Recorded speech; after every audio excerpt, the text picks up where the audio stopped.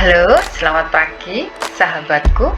Kita akan belajar lagi tentang geografi dan cobalah untuk berpikir positif sehingga belajar geografi menjadi menyenangkan bersama teman-teman kita semuanya.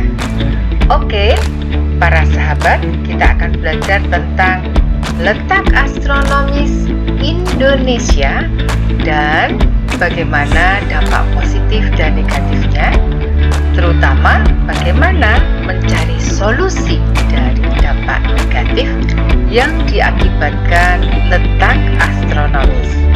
Ayo, mari bersama-sama kita belajar tentang letak astronomis. Mari kita simak video berikut ini. Pada ini saya akan menjelaskan tentang pengertian letak astronomis. Letak astronomis adalah letak suatu daerah berdasarkan posisi garis lintang terbujur, dan pengertian dari garis lintang adalah garis-garis yang melingkari permukaan bumi secara melintang dari arah timur hingga barat dan juga sebaliknya.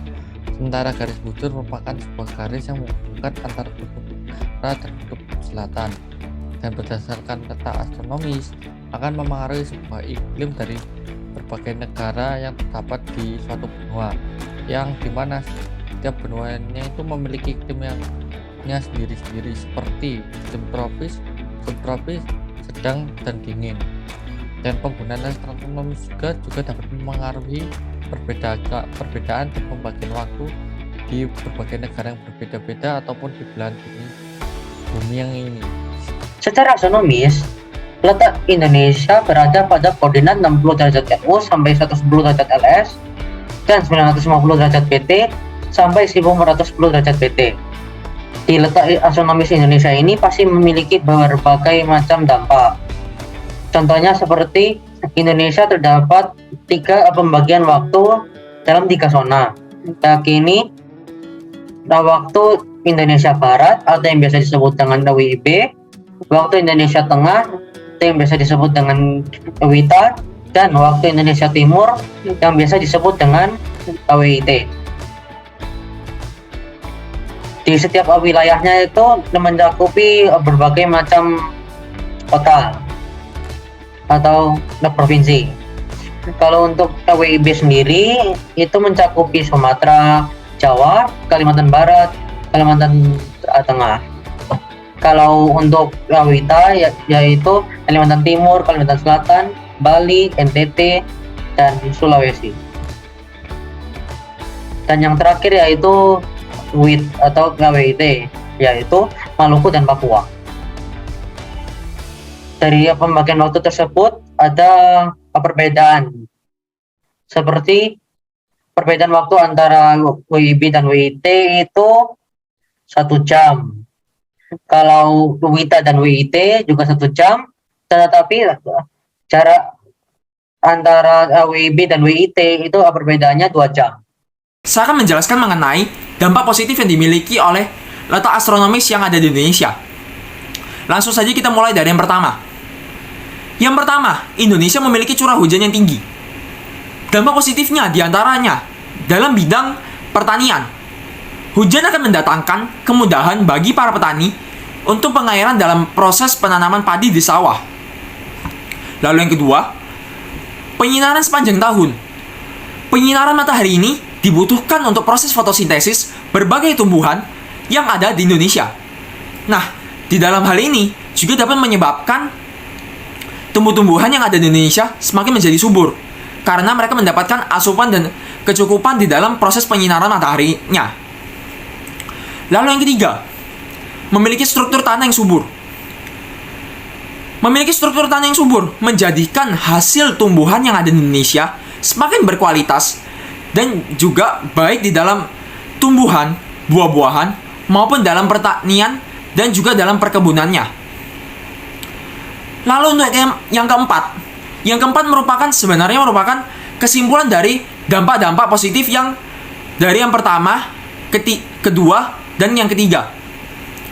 Yang keempat ini, Indonesia berada di iklim tropis, sehingga Indonesia pun memiliki kekayaan alam yang melimpah. Nah, dari sini kita mengetahui bahwa Indonesia memiliki kekayaan alam yang melimpah, baik di dalam keanekaragaman flora dan juga fauna, maupun di dalam sektor pertanian, perkebunan, dan lain-lainnya. Dan itu menjadikan bangsa Indonesia sebagai dampak positif dan juga hal positif tersendiri bagi bangsa Indonesia sebenarnya. Saya akan menjelaskan tentang dampak negatif dari letak astronomis Indonesia. Satu adalah rawan terjadi banjir. Banjir merupakan bencana yang sudah sering kita alami sebagai warga dari negara tropis. Karena banjir ini disebabkan oleh hujan, ya, ini salah satu musim yang terjadi di negara tropis. Lalu kebetulan Indonesia memiliki curah hujan yang tinggi, dan ya jika daerah resapan air seperti tanah, hujan, dan pegunungan mengalami kerusakan atau pencemaran lingkungan yang seperti belakangan kita alami, tak hanya banjir, bencana di Indonesia seperti longsor dan gempa bumi juga akan sering terjadi. Dan jangan lupa ya, karena tektonik juga, karena pertemuan lempeng. Dua adalah rawan terkena badai tropis. Badai tropis merupakan pusaran angin tertutup yang menerpa suatu wilayah tertentu, dan dari namanya ia pasti menerpa wilayah tropis. Wilayah yang terkena badai ini adalah biasanya wilayah tropis dan subtropis, dan dapat menghasilkan kerusakan yang parah pada wilayah yang terpanya. Lalu tiga adalah dalam waktu tertentu suhu udara bisa lebih panas. Ini biasanya terjadi di musim kemarau, karena Indonesia mempunyai dua musim, dan kemarau itu antara sangat panas dan hujan itu ya dinginnya ya dingin. Lalu apalagi jika karena kita sekarang kan Australia lagi musim dingin. Nah, jadi pagi-pagi saya bangun itu selalu rasanya dingin sekali, lalu rasanya menggigil karena anginnya membawa musim dinginnya ini, hawa musim dingin dari Australia lagi ke Indonesia, ya, sehingga Indonesia juga lebih dingin. Jadi intinya cuaca suhu di Indonesia itu dapat di-fluctuate sangat sering karena dikelilingi oleh banyak negara. Lalu 4, menimbulkan berbagai penyakit. Tropis, seperti yang sudah kita sering ketahui, merupakan tempat di mana bibit-bibit penyakit itu tumbuh semuanya. Sumber bibit penyakit ada di negara tropis ini. Contohnya seperti flu, batuk, demam berdarah, dan for example COVID. Jadi penyakit dari ringan sampai mematikan, hampir semua ada di negara tropis. Lalu 5, yang dari dulu sudah pernah dialami, merupakan rawan jadi perdagangan ilegal. Indonesia terletak di letak astronomis yang bagus untuk pertukaran kayak lewat jalur perdagangan internasional, sehingga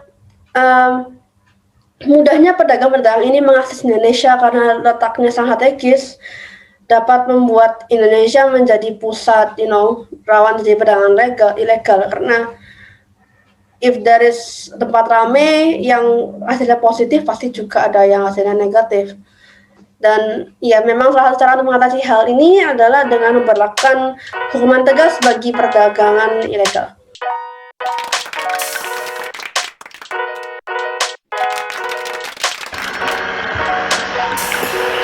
Oke, mudah bukan? Belajar geografi kecil. Maka, mari kita semuanya memberikan solusi untuk negara kita, Indonesia yang berulang tahun ke-76. Ayo semuanya, semangat merdeka!